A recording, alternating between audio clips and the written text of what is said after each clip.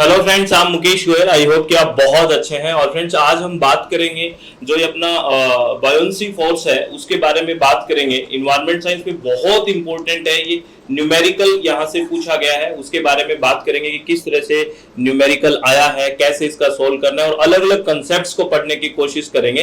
तो बहुत अच्छे से शांति से रिलैक्स होके सुनना है और ये सेशन बहुत इंपॉर्टेंट रहने वाला है। और एक क्वेश्चन हम इंफ्रारेड से रिलेटेड जो ग्लोबल वार्मिंग के साथ मिक्स करके पूछा गया है वो भी क्वेश्चंस की बात करेंगे। तो बहुत अच्छे से सुनना है। All the very best.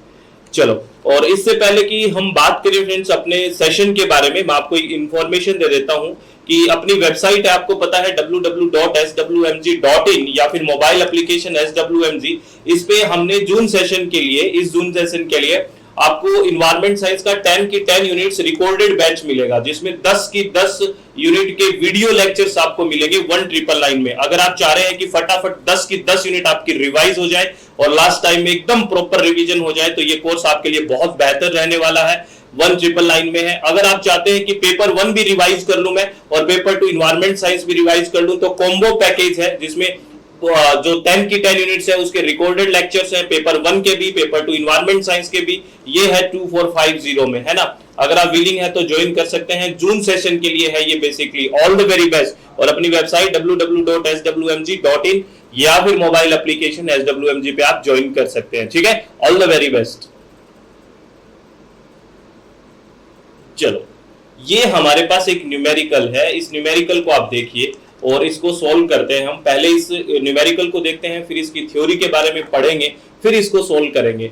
Numerical क्या है? Find out the buoyancy force acting on troposphere air parcel of unit mass at temperature 20 degree Celsius in an environment of temperature 15 degree Celsius।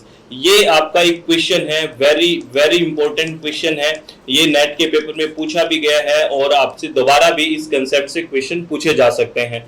तो आपको क्वेश्चन समझ में आया क्या है? इसमें हमें जो बुयंसी फोर्स है, जिसको हम बेसिकली FB से लिख देते हैं, ये आपको निकालना है। ठीक है, और यहाँ पे टेम्परेचर का वेरिएशन दिया हुआ है, इन्वायरमेंट का टेम्परेचर भी दिया हुआ है और जो पार्सल है उसका भी टेम्परेचर दिया हुआ है। इसके हिसाब से आपको बुयंसी फोर्स निकालता है। ठीक है, आप समझते हो ना। जैसे आर्किमिडीज का सिद्धांत है बुयंसी का, जिसमें हम लिक्विड में भी बेसिकली निकालते हैं कि कोई चीज हमने उसमें रखी तो उसके द्वारा जितना पानी हटाया जाएगा वो उसके बराबर होता है फोर्स। इस तरह से हम पढ़ते हैं, अगर आपको याद है तो, है ना। चलो, इसको कंसेप्ट को हम पढ़ते हैं, फिर एयर पार्सल पे इसको लगाने की कोशिश करते हैं कि कौन सा फॉर्मूला लगेगा, किस तरह से सोल्व होगा।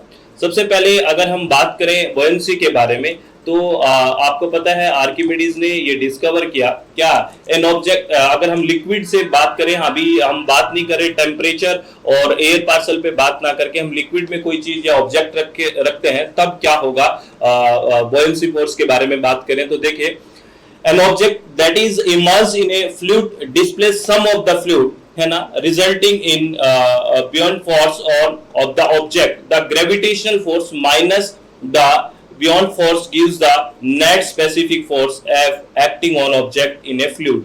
Basically ये जो फॉर्मूला है क्या होता है, जैसे आप ऐसे समझिए, जैसे ये लिक्विड है, ठीक है, ये वाटर है, यूं मान लीजिए, और इसमें ये कोई ऑब्जेक्ट आपने रखा, ये कोई ऑब्जेक्ट आपने रखा, इसके अंदर आपने रखा, ठीक है।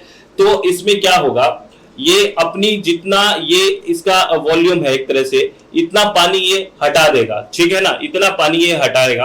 तो जो पानी हटा है उसको हम देख लेंगे कितना हटाया है, और उस पे जो जितना हटा है उतना ही क्या लगेगा, एक तरह से उसका बुयंसी फोर्स होगा, ये कहना चाह रहा है ये, ठीक है। और वो किस किस तरह से, अगर इसमें देखो ना आपने, जो G का मान है वो नेगेटिव में दिखेगा आपको, जैसे 9.8 जो ग्रेविटेशनल एक्सीलरेशन लेते हैं हम, गुरुत्वीय त्वरण, वो माइनस में दिखेगा, क्योंकि आपको पता है ग्रेविटेशनल फोर्स अपोजिट में है, नीचे लग रहा है, ठीक है, तो इसलिए इसको क्या लेते हैं, माइनस में लेते हैं। तो बेसिकली ये कह रहा है कि जो ग्रेविटेशनल फोर्स से अगर हम माइनस कर देते हैं, कौन सा फोर्स, बुयंसी फोर्स को अगर माइनस कर देते हैं, तो नेट जो हमारे पास स्पेसिफिक फोर्स होगा वो आ जाएगा, यानी कि फोर्स अपॉन मास, ये नेट आ जाएगा। क्या कब आएगा नेट हमारे पास, अगर ग्रेविटेशनल फोर्स जो नीचे लग रहा है और जो बुयंसी फोर्स ऊपर लग रहा है, तो हम क्या करेंगे, ग्रेविटेशनल फोर्स माइनस कर देंगे जो हमारा जो बुयंसी फोर्स लग रहा है उसमें से, तो हमारे पास नेट स्पेसिफिक फोर्स आ जाएगा, that is force upon mass. जैसे ये है, तो ये आपको दिख रहा है, ये डेंसिटी है, किसकी, ऑब्जेक्ट की डेंसिटी है, माइनस हमने किसकी डेंसिटी, जो फ्लूइड की जो डेंसिटी है उसको माइनस किया, और नीचे किसकी डेंसिटी है, ये ऑब्जेक्ट की डेंसिटी है, और यहाँ पे जो इनटू में है वो क्या है, ग्रेविटेशनल एक्सीलरेशन है। तो ये फॉर्मूला किसी ऑब्जेक्ट के लिए हमने बेसिकली याद रखना है। ये ऑब्जेक्ट से रिलेटेड अगर क्वेश्चन पूछा जाता है कि नेट स्पेसिफिक फोर्स क्या होगा, तो हम क्या करेंगे, जो डेंसिटी है किसकी, ऑब्जेक्ट की, उसमें से जो डेंसिटी है वो हम फ्लूइड की माइनस कर देंगे और डिवाइड करेंगे जो डेंसिटी किसकी है, ऑब्जेक्ट की, और इनटू के अंदर है ग्रेविटेशनल एक्सीलरेशन जो माइनस में 9.8, माइनस की वैल्यू आपको बता दिया हमने क्यों रखी है, ये भी आपको समझ में आ गया होगा। तो यहाँ पे जो m क्या है आपको पता है, ये m है वो मास है, ठीक है ना, मास ऑफ द ऑब्जेक्ट, और जो ये जो डेंसिटी के लिए है वो किसके लिए, ऑब्जेक्ट की और फ्लूइड की डेंसिटी है, ठीक है, O फॉर ऑब्जेक्ट और F फॉर फ्लूइड, ठीक है, और G यहाँ पे ग्रेविटेशनल एक्सीलरेशन है -9.8 है, negative sign implies the downward acceleration, negative क्यों है, क्योंकि डाउनवर्ड है बेसिकली, इसलिए नेगेटिव साइन है।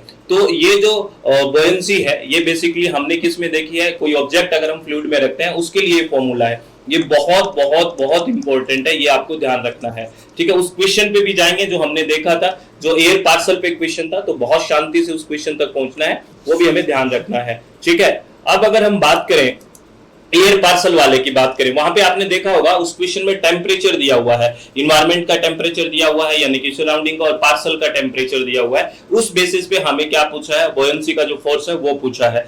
तो air parcel can also be considered as object, air parcel को भी हम क्या कर सकते हैं, एयर पार्सल क्या है, ये एयर पार्सल है एक तरह से, एक ने हमने एयर का पार्सल ले लिया, ठीक है, वो भी एक ऑब्जेक्ट की तरह हम कंसीडर कर सकते हैं with in A fluid of the surrounding environment है, जो सराउंडिंग एयर है, ठीक है ना, इन्वायरमेंट की जो सराउंडिंग एयर है उससे जो एक हमने पार्सल लिया है, एक तरह से एक हमने जो एयर पार्सल ले लिया, वो उसकी तरह ऑब्जेक्ट की तरह काम करेगा। तो इसमें अगर हम फॉर्मूले की बात करें तो ये फॉर्मूला हो जाएगा, जो हमारे पास स्पेसिफिक फोर्स है वो तो F/m हो ही गया। इसमें जो क्या है, इसमें यहाँ पे टेम्परेचर है, देखिए ये टेम्परेचर है इन्वायरमेंट का, ये टेम्परेचर है किसका, पार्सल का, और डिवाइड किससे किया है हमने, V मतलब वर्चुअल टेम्परेचर बेसिकली आभासी, और E फॉर इन्वायरमेंट, ये टेम्परेचर इन्वायरमेंट का है बेसिकली, सराउंडिंग का टेम्परेचर, उससे हम माइनस किससे करेंगे, पार्सल के टेम्परेचर से माइनस कर देंगे, डिवाइड बाय इन्वायरमेंट टेम्परेचर और इनटू ग्रेविटेशनल एक्सीलरेशन। ये फॉर्मूला लगाना है उसमें, और देखना ये फॉर्मूले लगाते ही हमारे पास आंसर आ जाएगा, ठीक है।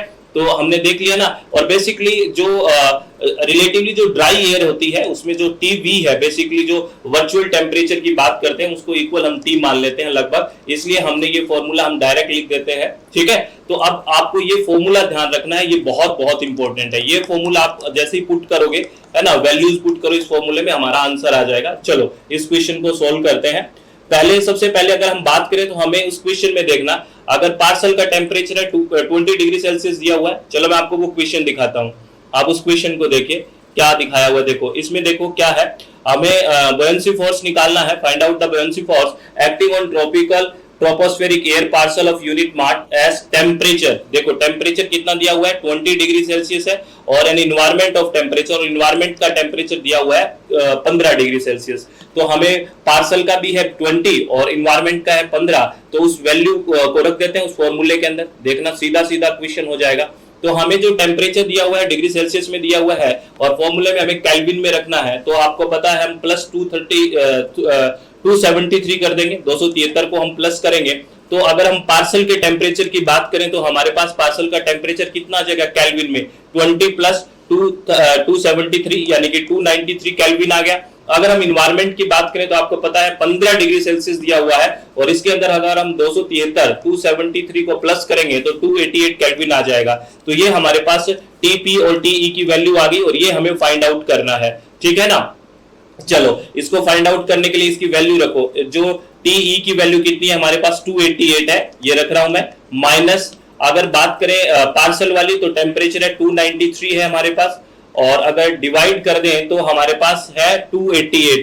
देखिए यही है ना 288, क्योंकि डिवाइड किससे करना है, इन्वायरमेंट वाले टेम्परेचर से, 288 है, और हमें ग्रेविटेशनल फोर्स हमें पता है -9.8 हो गया, ठीक है ना, इतना ही हो गया। चलो अगर हम ऊपर वाले को सोल्व करते हैं, 288 में से 293, तो माइनस की वैल्यू बच गई, कितना बच गया, -5 बच गया, डिवाइडेड बाई 288 और इंटू -9.8, ठीक है, माइनस माइनस इंटू हो जाएगा प्लस होगा, और 9.8 को अगर हम 5 से गुना करेंगे तो कितना आएगा, 9 पंजे 45, 5 8 45 4 49, 49 बटे 288 आ गया हमारे पास। अब इसको सोल्व कर लो, यानी कि 49 को हमें डिवाइड करना है 288 से, तो हमने पॉइंट लगाया 0, 288 1 से चला गया, उसके बाद 10 में से 8 गया 2 बच गया, 8 में 8 गया 0 बच गया, और यहाँ 4 में से 2 गया 2 बच गया।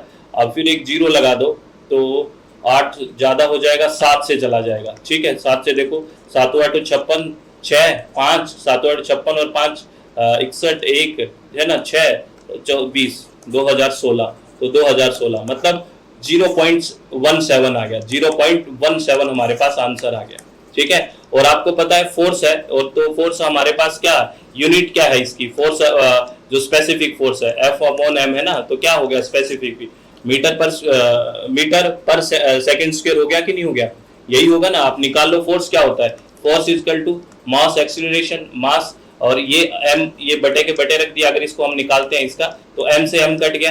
ठीक है, और a एक्सीलरेशन क्या होता है, वेलोसिटी अपॉन टाइम हो गया, वेलोसिटी की क्या होता है डिस्टेंस अपॉन टाइम, तो डिस्टेंस मीटर में, टाइम नीचे, और ये भी एक टाइम ये वाला हो गया, तो सेकंड स्क्वायर यानी कि मीटर पर सेकंड स्क्वायर, ये आ गई यूनिट, तो क्या आ गया 0.17 मीटर पर सेकंड स्क्वायर, ये अपना आंसर आ गया। चलो अब उस क्वेश्चन पे चलते हैं और ऑप्शन देखते हैं, ये हमारा है क्या ऑप्शन। चलो बड़ा अच्छा क्वेश्चन है, पहला ही ऑप्शन है, देखो 0.17 मीटर पर सेकंड स्क्वायर, ये रहा राइट आंसर, फर्स्ट ही आ गया। अब देखो यूनिट से भी आपको गड़बड़ कर रखी है, ऑप्शन से देखो यहाँ पे यूनिट चेंज है, तो आप यूनिट को भी ध्यान से देखना है कि यूनिट क्या आएगी, तो 0.17 मीटर पर सेकंड स्क्वायर, ये आंसर आ गया। तो बहुत अच्छे से शांति से इस क्वेश्चन को करना है भाई। ठीक है, अब अगर हम एक कंसेप्ट को और पढ़ते हैं, अच्छा इसी कंसेप्ट में कुछ और बात देख लो कि अगर अब इसमें वैल्यू किस में आई थी हमारी, पॉजिटिव में वैल्यू आई है 0.17, यानी नेगेटिव में तो नहीं आई है, पॉजिटिव में आई है, तो पॉजिटिव में वैल्यू आई है, इट मींस ये ड्राइव ऊपर जाएगा। ठीक है, नेगेटिव में आएगा तो सिंक होगा, अगर जीरो वैल्यू आएगी तो क्या है न्यूट्रल हो जाएगा, ये याद रखना। अगर नेगेटिव है तो डाउनवर्ड फोर्स है, यानी कि सिंकिंग हो रही है। ठीक है, अगर पॉजिटिव है तो अपवर्ड की बात हो रही है, यानी कि फ्लोटिंग हो रहा है, और अगर जीरो फोर्स आ रहा है तो हम कहेंगे वो न्यूट्रल है, बेसिकली उदासीन है, कहीं नहीं जा रहा। ये भी आपको ध्यान रखना, इस नोट को भी नोट की तरह संभाल के रखना है, बहुत इंपॉर्टेंट है। ठीक है, चलो ये बात समझ में आ गई। अब एक क्वेश्चन और है, इस क्वेश्चन से हमें थ्योरी के पे जाना है, बेसिकली क्या है, और इस एक और क्वेश्चन भी हम देखेंगे क्या आया है। देखिए, which one of the following law state that the wavelength of maximum radiation is inversely proportional to the absolute temperature of the emitting body। दोबारा सुनना क्या है, which one of the following law states that the wavelength of maximum radiation is inversely proportional to the absolute temperature of emitting body। यानी कहने का मतलब जो emitting body का टेम्परेचर है और वेवलेंथ है, यानी कि तरंग दैर्घ्य है, इसमें इनवर्सली जो रिलेशनशिप होता है, ये बात किसने की, ये की है आपको पता है जो विन्स डिस्प्लेसमेंट लॉ है, इसने की है। ठीक है, ये इसके बारे में बहुत सारी बातें हमें पढ़नी है, यहाँ से कैसे क्वेश्चन आते हैं वो भी हमें बात समझनी है, बहुत इंपॉर्टेंट है ये स्टेटमेंट या ये कंसेप्ट इन्होंने दिया, ये लॉ इन्होंने दिया, लेकिन इनसे सारी बातें हमें देखनी है कि क्या क्या, इसको थोड़ा सा एलाबरेट करके समझते हैं। ठीक है ना, ये तो नाम की बात होगी कि नाम कब दिया गया, क्यों दिया गया, 1893 में दिया गया। इन्होंने क्या स्टेटमेंट दिया, that black body radiation has different peak of temperature at wavelength that are inversely proportional to the temperature. Finally क्या है, देखो lambda maximum is equal to b upon T. तो यहाँ पे देखो जो लैम्डा मैक्सिमम है, यानी कि वेवलेंथ जो मैक्सिमम है, ये इनवर्सली प्रोपोर्शनल किसके है, जो टेम्परेचर है, जो केल्विन में होना चाहिए टेम्परेचर की, क्या है इनवर्सली प्रोपोर्शनल है, और ये जो बी है ये इनका कांस्टेंट है बेसिकली। ठीक है, तो इसमें हम क्या निकाल सकते हैं, इससे आप क्या समझे, इस स्टेटमेंट से क्या समझे हो, जो ज्यादा हॉट ऑब्जेक्ट होगा, यानी कि अगर ये ज्यादा है, ये ज्यादा है, हॉट है कोई भी ऑब्जेक्ट है, यानी कि टेम्परेचर ज्यादा है, तो वेवलेंथ क्या हो जाएगी, कम हो जाएगी। तो यही है, अगर हॉटर ऑब्जेक्ट है तो रेडिएशन है वो शॉर्ट वेवलेंथ की होगी, क्योंकि इनवर्सली प्रोपोर्शनल है ना। तो अगर ये ज्यादा है तो क्या होगा, वेवलेंथ क्या होगी, कम होगी। और जैसे इसीलिए आपने देखा होगा जो हॉट ऑब्जेक्ट होते हैं वो सामान्यतः वो अपीयर होते हैं ब्लू कलर के, क्योंकि आपने पढ़ा होगा विबग्योर, है ना, विबग्योर की बात आती है ना, ये भी हम बाद में पढ़ेंगे। तो इसमें हमने क्या देखा है कि जो ब्लू होता है बेसिकली अगर अगर हम रेड की तरफ चले जाते हैं, है ना, अगर हम विजिबल में रेड की तरफ जाते हैं तो आपको पता है वेवलेंथ है वो बढ़ती है। तो अगर हमने ज्यादा हॉट है ऑब्जेक्ट, काफी ज्यादा हॉट है ऑब्जेक्ट, तो वेवलेंथ कम होगी, तो ये बेसिकली ब्लू वेवलेंथ होगी। अगर हम ऐसे ही कूलर ऑब्जेक्ट की बात करें, कूलर मतलब एक तरह से ऑब्जेक्ट है वो कूल है, ठंडा है, अगर उसकी बात करें तो बेसिकली क्या होगा, कूलर ऑब्जेक्ट की बात करें तो ये कम हो गया टेम्परेचर। अगर ये जैसे ये कम टेम्परेचर कब होगा, वेवलेंथ क्या हो जाएगी, ज्यादा हो जाएगी। तो अब यहाँ पे क्या होगा, जो cooler object emit radiation of longer wavelength, और इसीलिए वो अपीयर होता है रेडिश कलर का, ठीक है, रेडिश कलर का, ठीक है, क्योंकि यहाँ पे जो जो रेड है, रेड का वेवलेंथ क्या है, ज्यादा है। और हमने कहा कब निकलेगा, जब कूलर होगा, ठंडा होगा, क्योंकि हमने देख लिया कि टेम्परेचर है वो वेवलेंथ के इनवर्सली प्रोपोर्शनल है, ठीक है, ये बात आपको ध्यान रखनी है। और भी बातें हैं जो बेसिकली आपको याद रखनी है, जैसे इलेक्ट्रोमैग्नेटिक स्पेक्ट्रम की बात करते हैं, विद्युत चुंबकीय जो स्पेक्ट्रम होती है उसकी हम बात करते हैं, तो ये भी आपको सीक्वेंस याद रखना है। यहाँ से भी डिफरेंट डिफरेंट तरह के क्वेश्चंस पूछे गए हैं। अगर हम बात करें, जैसे अगर इधर बात करें रेडियो वेव, उसके बाद माइक्रोवेव, उसके बाद इंफ्रारेड, उसके बाद विजिबल रीजन है। और आपको बताता हूं विजिबल रीजन भी पूछ लेते हैं, 0.4 से लेके 0.7 माइक्रोमीटर तक विजिबल है। ये सामान्यतः आपको डायरेक्ट वैल्यू भी पूछी है बहुत सारे एग्जाम्स में, कि जो विजिबल लाइट का रीजन है वो कहां से कहां तक होता है, किस वेवलेंथ में होता है, 0.4 से लेके 0.7 माइक्रोमीटर तक है। उसके बाद यूवी आ गई, अल्ट्रावायलेट, उसके बाद एक्सरे आ गई, और उसके बाद गामा रेज आ गई। अगर हम रेडियो वेव से गामा रेज की तरफ जा रहे हैं तो वेवलेंथ क्या होती जा रही है, शॉर्टर होती जा रही है, कम होती हुई जा रही है। तो रेडियो वेव्स की जो वेवलेंथ है वो मीटर में होती है, ठीक है ना। तो उस अगर रेडियो वेव से हम गामा रेज की तरफ जा रहे हैं बेसिकली, तो वहां पे हमें क्या मिलेगी, शॉर्ट वेवलेंथ होती जा रही है। और वेवलेंथ जैसे ही शॉर्ट होती जाएगी फ्रीक्वेंसी हाई होती जाएगी, आपको पता ही है इस बात का। तो ये वाला ये याद रखना है, यहां तक रेडियो वेव में क्या है, लॉन्ग वेवलेंथ है और लो फ्रीक्वेंसी है। अगर रेडियो वेव से हम इधर जा रहे हैं, किसकी तरफ, गामा रेज की तरफ जा रहे हैं, तो वेवलेंथ शॉर्ट होती हुई जा रही है और फ्रीक्वेंसी हाई होती जा रही है। ये इंपॉर्टेंट है, ध्यान रखना ये सीक्वेंस। अगर हम विजिबल रीजन की बात करें, विजिबल रीजन में पता है आपको, विबग्योर की बात करते हैं, विबग्योर मतलब violet, indigo, blue, green, yellow, orange and red, ये बात करते हैं हम। तो विबग्योर किस रीजन में, 0.4 से 0.7 माइक्रोमीटर वाले रीजन में है। और अगर इनको सिर्फ हम विजिबल वाले कलर को हम अगर सीक्वेंस में करें इंक्रीजिंग वेवलेंथ ऑर्डर में, तो अगर सबसे पहले बात करें तो वॉयलेट की सबसे कम वेवलेंथ है, उसके बाद उससे थोड़ी ज्यादा इंडिगो की, उससे थोड़ी ज्यादा ब्लू की, ग्रीन की, उसके ज्यादा येलो की, फिर ऑरेंज की, और रेड की वेवलेंथ सबसे ज्यादा है, रेड की वेवलेंथ सबसे ज्यादा है। इसीलिए हमने देखा कि जो कूलर बॉडी होगी या कूलर टाइप ऑब्जेक्ट होगा, उससे जो निकलेगी, जो रेडिएशन निकलेगी वो किस कलर का, बेसिकली हम देख पाते हैं रेड कलर की। ये आपको समझ में आया, तो ये आपको ध्यान रखना है। अगर आपको इलेक्ट्रोमैग्नेटिक स्पेक्ट्रम में वेवलेंथ की बात करें तो हम लॉन्ग वेवलेंथ कहां से चलेंगे, रेडियो से, और गामा रेज तक हम शॉर्टर वेवलेंथ की तरफ जाएंगे, यानी कि हाई फ्रीक्वेंसी की तरफ, है ना। आपको पता है फ्रीक्वेंसी और वेवलेंथ में भी इनवर्सली रिलेशनशिप होता है, ये तो बात पता ही है ना, ठीक है ना। ये एच न्यू की बात करते हैं, सी अपॉन लैम्डा की बात करते हैं, आपको पता ही है इस बात का। तो प्लांक्स कांस्टेंट वगैरह की बात करते हैं, तो आपको ये ध्यान रखना है, ठीक है। और अगर हम विजिबल लाइट की बात करें, यानी कि विबग्योर की बात करें, तो वॉयलेट की बात करें तो वो सबसे कम वेवलेंथ है, फिर इंडिगो की थोड़ी उससे ज्यादा है, और इनमें सबसे ज्यादा वेवलेंथ है वो रेड की है। तो इसीलिए हमने कहा कि जो कूलर ऑब्जेक्ट है वहां पे रेड कलर निकलेगा बेसिकली, इसीलिए वो जो वेव्स डिस्प्लेसमेंट की हमने बात की थी, है ना। समझ में आई बात, तो बहुत इंपॉर्टेंट है। और एक क्वेश्चन ये आपसे अभी रिसेंटली एक एग्जाम में पूछा गया, इस क्वेश्चन को देखिए, बड़ा शानदार क्वेश्चन है, which is the major cause of global warming. आपसे अभी सिंपल क्वेश्चन लग रहा है आपको कि हलवा क्वेश्चन है, कर देंगे, लेकिन ये कहीं ना कहीं गलतियां करवा देगा कि कौन सा एक मेजर कॉज है ग्लोबल वार्मिंग का। आपको पता है कहीं ना कहीं ग्लोबल वार्मिंग का कारण है ग्रीन हाउस गैसेज, जैसे कार्बन डाइऑक्साइड है, वाटर वेपर है, सीएफसी है ना, बहुत सारी हम बातें करते हैं, है ना।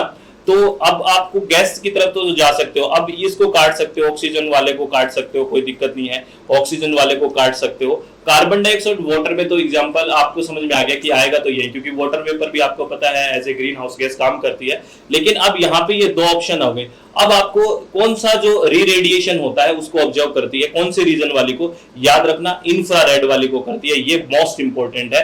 ये आपसे पूछा भी गया है एक दूसरे तरीके से भी, तो ये दोनों चीज याद रखना कि री रेडिएशन कौन सी होगी, इंफ्रारेड रेज की होगी, और by carbon dioxide and H2O, इनके द्वारा तो होता ही, आपको पता है ये तो ग्रीन हाउस गैसेज है, लेकिन इसमें रीजन कौन सा होता है रेडिएशन का, इंफ्रारेड वाला, तो ये आपको ध्यान रखना है। ये थर्ड ऑप्शन है वो राइट है। यूवी वाला मत कर देना, ठीक है ना, री रेडिएशन ऑफ यूवी मत कर देना, ये तो आपको सेम ही लग रहा है, लेकिन री रेडिएशन ऑफ इंफ्रारेड होता है, उसी को ऑब्जर्व करता है, ये आपको ध्यान रखना है, ठीक है। तो बहुत इंपॉर्टेंट बातें थी। और इलेक्ट्रोमैग्नेटिक स्पेक्ट्रम के बारे में आपको याद रखना है, बॉयंसी फोर्स के बारे में जो फॉर्मूले हैं उनको याद रखना है। यहाँ से डायरेक्ट क्वेश्चन आ जाते हैं, ये छोटी छोटी बातें होती हैं लेकिन बहुत ही शानदार होती है, यहाँ से डायरेक्ट क्वेश्चंस पूछे जाते हैं और ये क्वेश्चन हमारे गलत नहीं होने चाहिए, ठीक है, अच्छे से ध्यान रखना है। चलो अब मैं आपको फिर एक इंफॉर्मेशन दे देता हूं फ्रेंड्स। बेसिकली आपको पता है कि अपनी वेबसाइट है www.swmg.in या फिर मोबाइल एप्लीकेशन SWMG है, इस पे हमने अभी जून एग्जाम के लिए आपको कंप्लीट रिवीजन 10 की 10 यूनिट्स के रिकॉर्डेड सेशन इन्वायरमेंट साइंस के लॉन्च किए हुए हैं 1999 में। अगर आप विलिंग है तो आप ज्वाइन कर सकते हैं, यानी कि 2000 रुपए में लगभग, ठीक है। और पेपर 1 और पेपर 2 आप दोनों चाहते हो कि हमारा रिवीजन हो जाए कि लास्ट टाइम में प्रॉपर 10 की 10 यूनिट पेपर 1 की, 10 की 10 यूनिट पेपर 2 की, आपको वीडियो लेक्चर्स रिकॉर्डेड मिलेंगे, आप किसी भी टाइम देख सकते हो जूम सेशन के लिए। और उसका जो फीस है वो 2450 है। अगर आप विलिंग है तो आप ज्वाइन कर सकते हैं। और एक चीज हमेशा ध्यान रखनी है, वो आपको पता ही है क्या, कि अपना हमेशा आप चित्त शांत रखें, खुश रहें और अच्छे से पढ़ाई करें, किसी भी तरह की टेंशन ना लें, ठीक है। बहुत बहुत धन्यवाद और अच्छे से कंसेप्ट्स को समझना है। Thank you, thanks a lot.